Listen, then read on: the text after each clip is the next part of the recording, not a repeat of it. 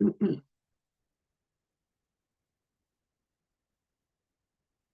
everybody, we are officially live. So excited to set up the final workshop of the fall semester. So excited to dive in with you all. We're going to get started in just a few minutes.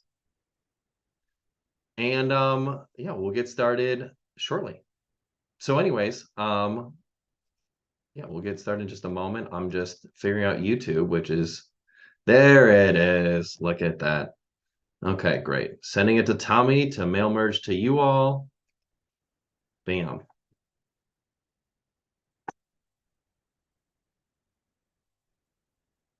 Worship.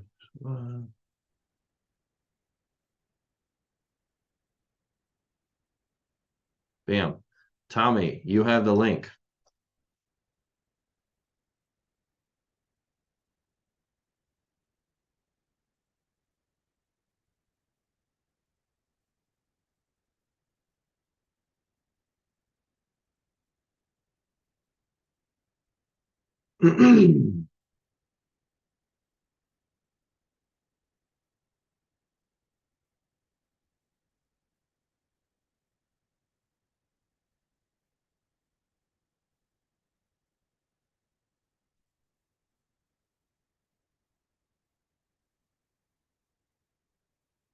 All righty, y'all. So, we are about to go in. We're gonna talk about them things. By the way, please introduce yourself in the chat section.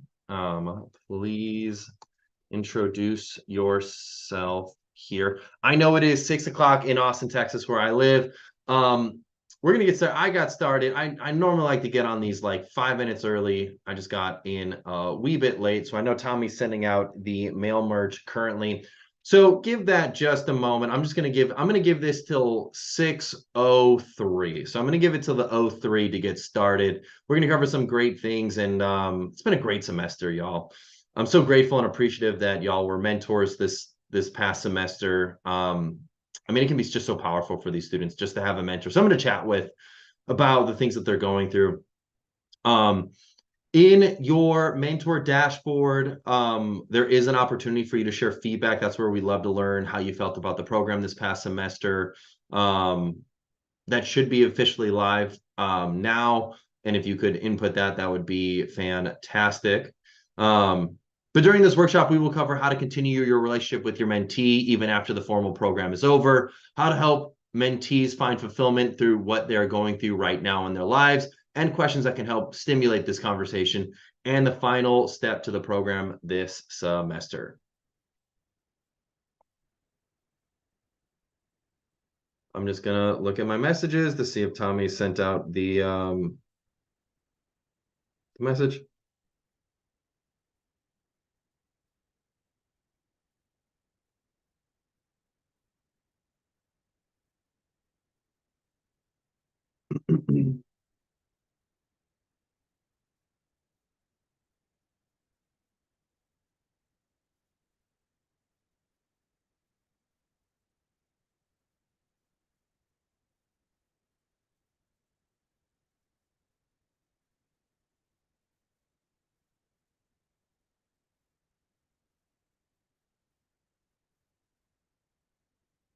Alrighty, y'all, we will get started in 1 minute. I know I showed up a little bit later today than I normally do. And if y'all have any questions or anything at all, please post it in the chat section comment area. Would be happy to address those things as they come up. Does anybody have fun Thanksgiving plans? I can't believe Thanksgiving is next week. I also can't believe it's totally dark outside right now. It's crazy to think that that is just daylight savings time. Just always messes with me. I know it's coming, and it's the same thing every time, but gosh, it messes with me every single time. But anyways, hopefully y'all have some fun Thanksgiving plans. It's officially 6:03 here in Austin, Texas. Let's dive in. So today in this workshop, what we are going to cover is a few core things. We're going to cover During this workshop, we're going to cover how to continue your relationship with your mentee even after the formal program is over, how to help your mentee find fulfillment through what they are going through right now in their lives, and questions that can help stimulate those conversations. And the final step for this program, please, if you could input your feedback for the mentor meetings in the dashboard, or just your feedback for the program, just go in, click and log in, just ambitioninmotion.com/login. It should take 2 minutes, and it just really helps with us better understanding your experience in the program and what we can do to make things better for you as a mentor in the program. So I love to always go through these. The 3 keys for being successful as a mentor: 1, strategy; 2, story; 3, state. I said them in reverse order of importance. State is the most critical thing. So what I like to do to get myself into state: pound my chest, shake it out, shimmy it loose, scream at the top of your lungs, just get your blood flowing. I know you may have had a hard day. I know the sun's going down a little bit sooner. I know things can be, maybe a little more depressing now that it's getting a little colder out. But one thing that I always like to stress is that when it comes to our mentor meetings, we need to come in with positive energy. We need to come in with positive body language, even if it's virtual, even if it's over the phone. People can tell because they can see you, they can hear you, they can tell your vocal inflection. And so if you can come in with some high energy, that can do wonders and have a huge impact on your mentor relationship. 2, story. What is the story you tell yourself for why you will or will not be successful as a mentor? Come into these conversations ready and with a mental paradigm and state ready to be a great mentor for your students. So what I mean by that is just, if you tell yourself a story for why you're going to be a bad mentor, you're going to manifest bad outcomes. If you tell yourself a story for why you're going to be a great mentor, you're going to manifest great outcomes. It's just the way it works. And so what's really critical here is that we tell ourselves a story for why we can be a great mentor for our students. And so that's really critical in this program. It's just, what is the story we tell ourselves for why we will be successful? And strategy, now we're getting into the point where hopefully we've had multiple meetings with our student. We can start getting to some cool strategic things. So like doing mock interviews, maybe making introductions, maybe finding ways to edit their resume or look at their cover letter. I mean, this is where we can start looking at the nitty-gritty things that can really have a positive impact on our students and the things that they're working towards. And so that's just something that's super powerful and something that can be really, really helpful.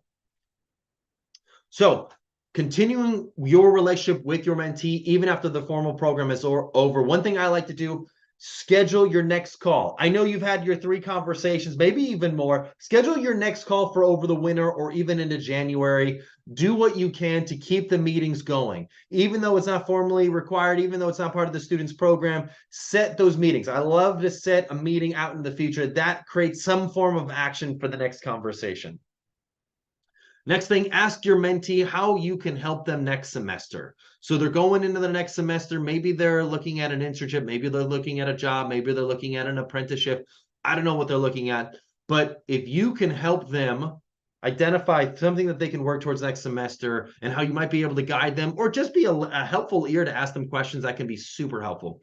And then the third thing, ask your mentee if he or she is interested in connecting with anyone and if you might be able to facilitate introductions. One of the best ways I like to do this is I like just to put the onus on the mentee. So if you go into your LinkedIn profile, if you have a LinkedIn profile, great. If you don't have a LinkedIn profile, I highly recommend you get one. But if you do have one, go into your settings and there's a part in your connections and in your network where you can say, allow my connections to see my network.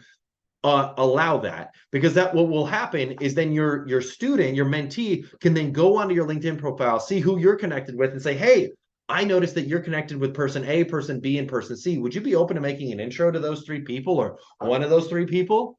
That's awesome. People ask me for intros all the time, and if they make it easy for me, it's really easy for me to make those intros. I do it all the time.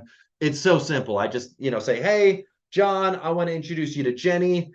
She's great. I thought you would both hit it off with a conversation. I've been mentoring Jenny for, the past semester. I thought it'd be worth it to have a conversation. Something short and sweet and easy like that can go a long way to helping your student as they're working through getting their next opportunity.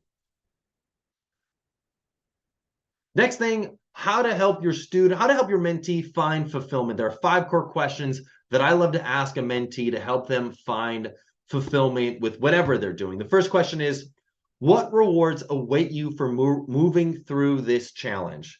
So when I ask that question, really what I'm asking is, how can we help your mentee identify what is at the end of the road or end of the line for them that they get to work towards? Sometimes when it comes to fulfillment, it's blurry as to what the next steps are. Maybe we just think, oh, I'm doing this because I'm going through the motions, or this is the next steps that everyone's supposed to be doing in this field. And that might be true, but if we can really think about what the rewards are and really be able to focus on that and rationalize that, that can go a really long way in our relationship with our mentee.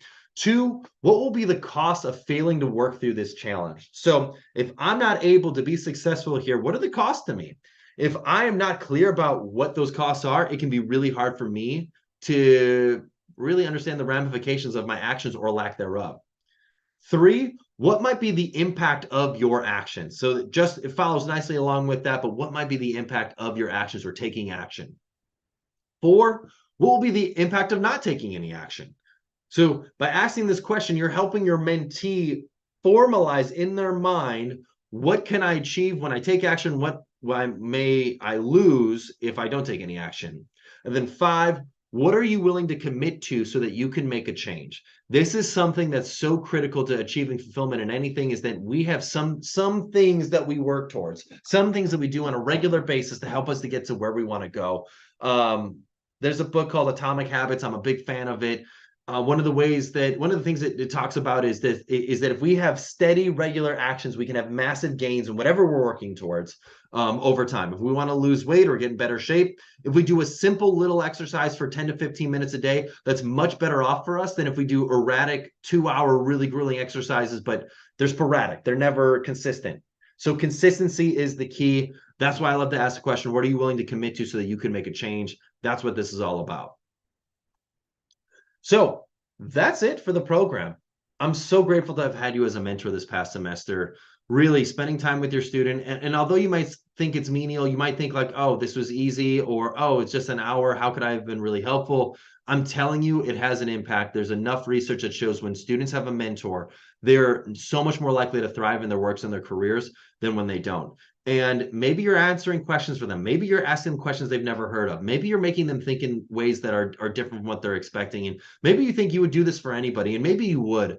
But by actually doing it for the student, you really are having an impact, and it has a really, really powerful impact. In your dashboard, if you could input your feedback for the program, that would be amazing. That's how we know what we can do to be better about the program. That's what we know what we can learn to improve the program. And overall, it makes the experience better for the entire mentor program as a whole. Anyways, thank you for your time as a mentor. If you've got any questions, please email support@ambitioninmotion.com about anything at all. We are happy to jump in and help support you as you work through this program. Thank you. Have a wonderful rest of your evening, and I hope to have you as a mentor next semester.